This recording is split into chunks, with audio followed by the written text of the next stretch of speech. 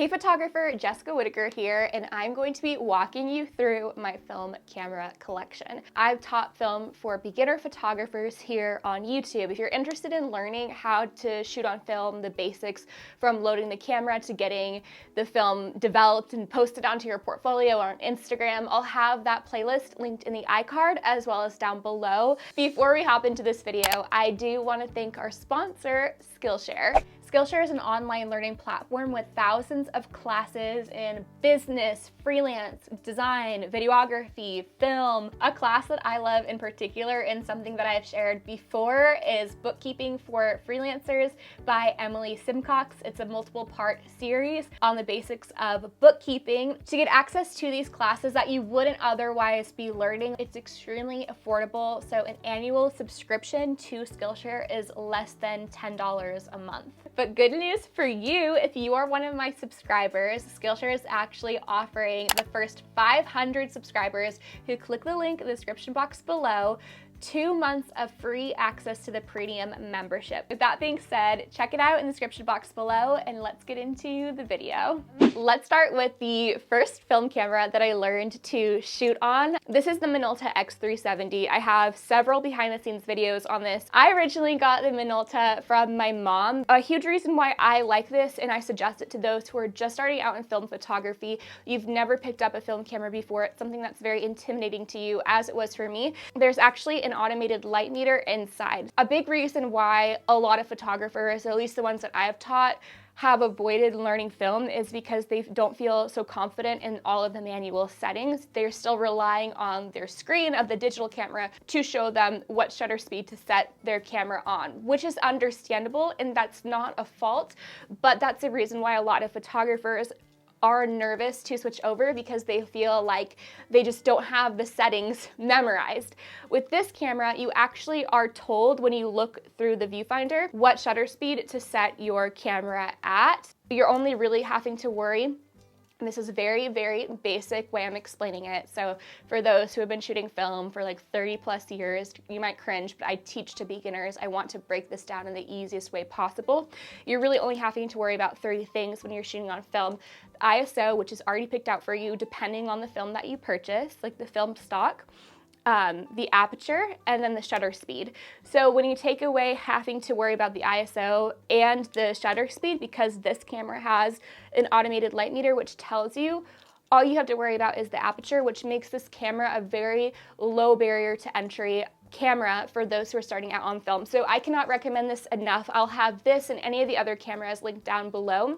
After I was shooting on the Minolta X370 for about a year, I was in Copenhagen and we came across a camera shop. I don't remember the name of the store, but I'll have it on the screen here. It had a ton of film cameras and Contaxes, which Contax is a very, very esteemed camera brand. It's also really hard to find within the United States because they're in such high demand. And I have two Contax cameras that I'm going to share, but the first one is the Contax G2. This camera I have done a behind the scenes video on, but I haven't done a sit down review. So if you want me to review this camera, let me know. But the reason that I purchased it was an upgrade from the Minolta X370. So as you can see, don't they look kind of similar in the body style, right? Like you can attach other lenses on it. It's an SLR camera. The Contax G2 camera was a big step, but I really, really love it. This is something that you're not gonna have that automated light meter inside. You're gonna need to know the settings. You can shoot in auto, and I did a tutorial where I was shooting on auto. Because I make these videos for beginners, I felt like that was a good video to create where it kind of takes away that stress, but part of the fun of this camera and shooting film in general is that you have full control over the image. This was my mom's Polaroid and it does work. I just have, actually it's really sad. So the way that you load the batteries in the Polaroid is actually within the film that you buy. So the battery is dead even though there is film still in the cartridge. which is a huge bummer. The reason I'm mentioning this in my camera collection is because I have a Fuji Instax Wide, and I think it'd be fun to do a video where I compare the Fuji Instax Wide against the Polaroid. Anyway, I wanted to include the Polaroid camera in this video as I am wanting to get into this. I want to experiment around more with it. I have a shoot coming up in the next couple of days where I'm going to be bringing this along. I know this will be a fun camera to play around with. The next camera is going to be my Olympus point and shoot. I got this in Copenhagen as well at the same store I got the Contax cameras at. And I've wanted just a fun point and shoot camera that I could pop in some cheap 35mm film like Fujicolor 200 and just take around with me. I think that this was about 15 USD. Up until I got this point and shoot, I would just be using disposable film camera. So think about like the Kodak disposable camera, the infamous Fuji one, the bright green. While I do still have those, I have them in my car, I have them in a drawer with my other film because I think that they're fun. They can get expensive. And if you can purchase a point and shoot camera, guess what? The film that is in a disposable camera is a 35mm roll of film that is the same that can go into something like this or other point and shoot cameras as long as they are 35mm film. In turn, save you quite a bit of money because you just have to buy the film. You don't have to purchase a new disposable camera every time. Now, this is a point and shoot camera, and this is also a point and shoot camera. This is the Contax T3 point and shoot camera. I've made several videos on this. I have a full walkthrough review, and I also have a full behind the scenes shoot where you can see me actually using the camera. This is what, 15 USD?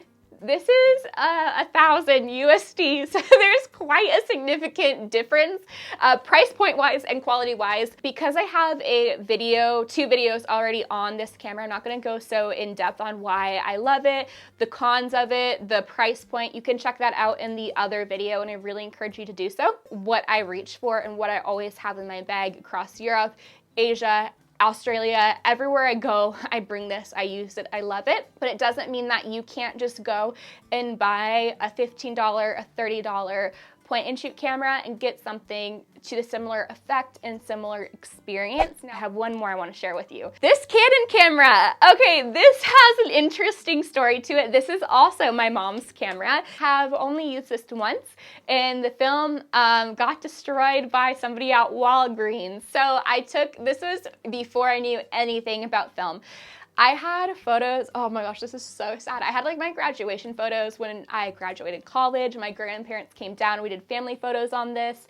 And I took it to Walgreens because I had no idea how to get the film out of the camera. And the guy working at the camera photo center didn't know either. And he just ended up ripping the film out, and like it's in this big, you know, it looks almost like a CVS receipt with how long it is.